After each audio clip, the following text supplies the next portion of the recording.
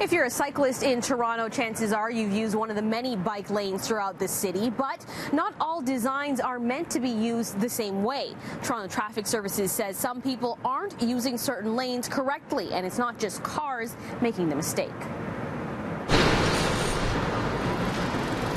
The confusion is both on the side of the driver and on the side of the cyclist. At Richmond and Victoria, there's no shortage of cyclists using this dedicated lane to get around downtown. Watch the turning cars and you see most of them staying in their lane until it's clear to go. But Toronto Traffic Services says that's wrong. And the reality is this is actually a shared lane, and it is a shared lane between a bike and a car. But I did not know that.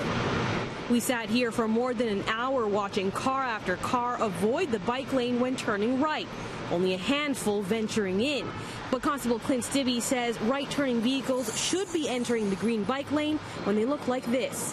What you see in this particular situation is a broken line, basically from some distance back. This is an area where that vehicle actually should be coming into this lane and then pinching the curb, causing the cyclist to now go around the outside or left side of that vehicle. Hey, can I ask you a quick question? We quizzed cyclists on the rules of the road relating to these green lanes, and many had no idea they'd been doing it all wrong. I believe that this means people can't turn. The drivers can't turn if it's a green lane. It's actually the opposite. Oh. I have like a vested interest in bike safety in Toronto, and I didn't know that. I don't do that. Did you know that was a thing? No.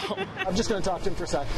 Constable Stibbe says the reason cars are supposed to enter the lane here is to create a safer environment for cyclists to pass them on the left. This truck here should have actually been up against the curb, and he didn't turn his lights on until he was almost at the corner. But the reality is now he's created a right hook situation, and a cyclist that's coming through now is actually put in jeopardy because of that car making the turn.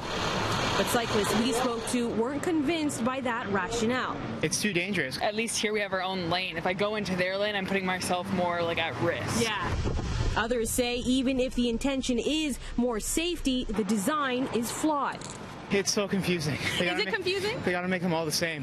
Signage is probably useful, and in general, just having more bike lanes that are not marked green would be ideal. I think if people are not aware of what that means, then it just poses an even greater risk.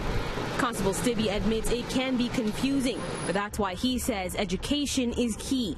From block to block, in some cases, those intersections are set up differently. The reality is everybody has been browbeaten into saying that this is a bike lane and nobody's permitted to be in this lane. But you have to be an informed driver, cyclist, and pedestrian in the city to help minimize the types of conflict that we normally do see and help reduce the number of fatalities that we see on our roads. Now, a poll released earlier this week found that 2/3 of Torontonians don't feel the city is safe for cyclists.